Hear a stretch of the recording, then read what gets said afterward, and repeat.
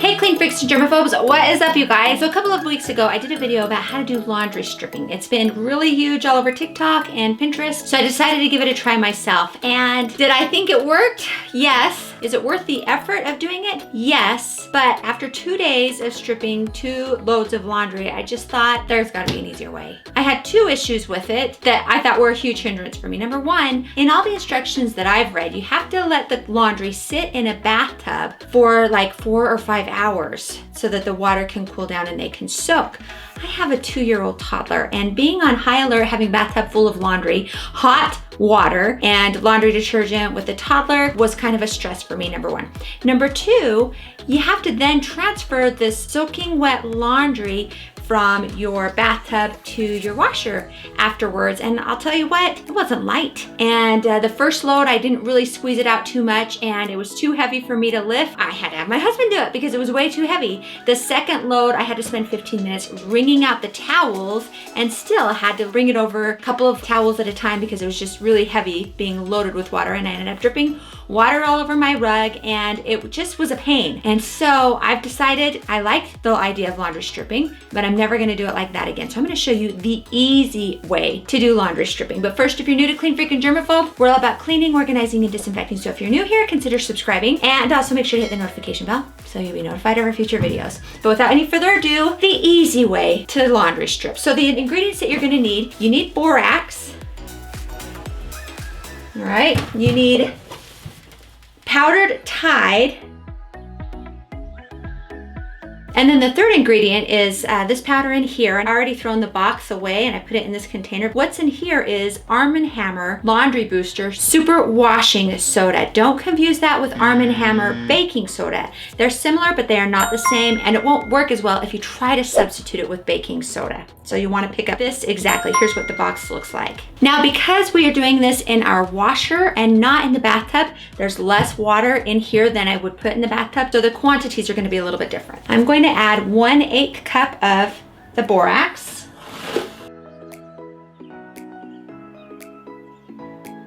One-eighth cup of the Arm & Hammer Laundry Booster. And then 1/4 cup of the Tide.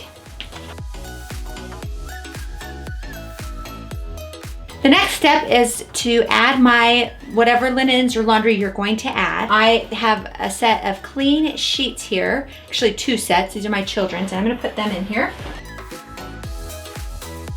So I just washed these.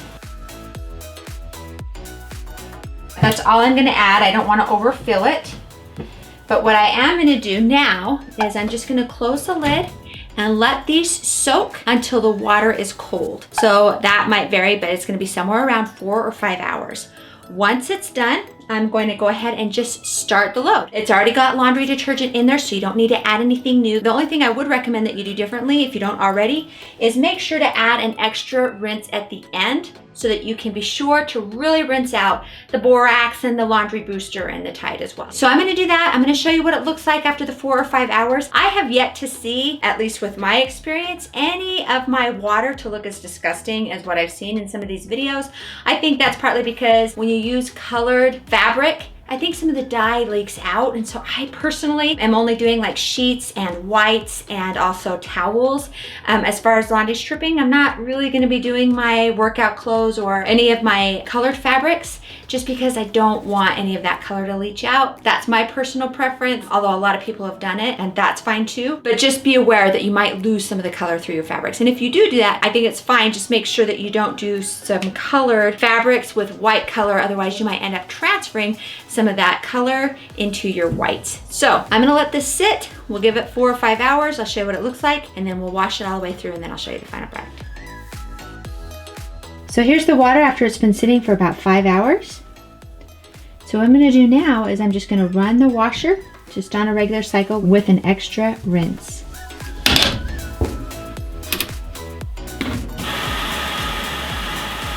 Now that this load is done, I'm just gonna put them in the dryer and then replace them back on my kid's bed as usual. But as for the clothes themselves, they actually smell really, really good. Not flowery or scenty, just like good, clean, good. So you know what? I am super happy with this method. If you are too, be sure to like, share, and don't forget to subscribe to Clean Freaking Germaphobes to be notified of our future videos. I am definitely going to integrate this method into my laundry system probably once every 6 months or so for my sheets and my towels and my whites and things like that, like I said. And this is definitely better than the bathtub method. But if you are interested in watching my video on that, I will link to that at the end of this video. Click on that video and I will see you over there.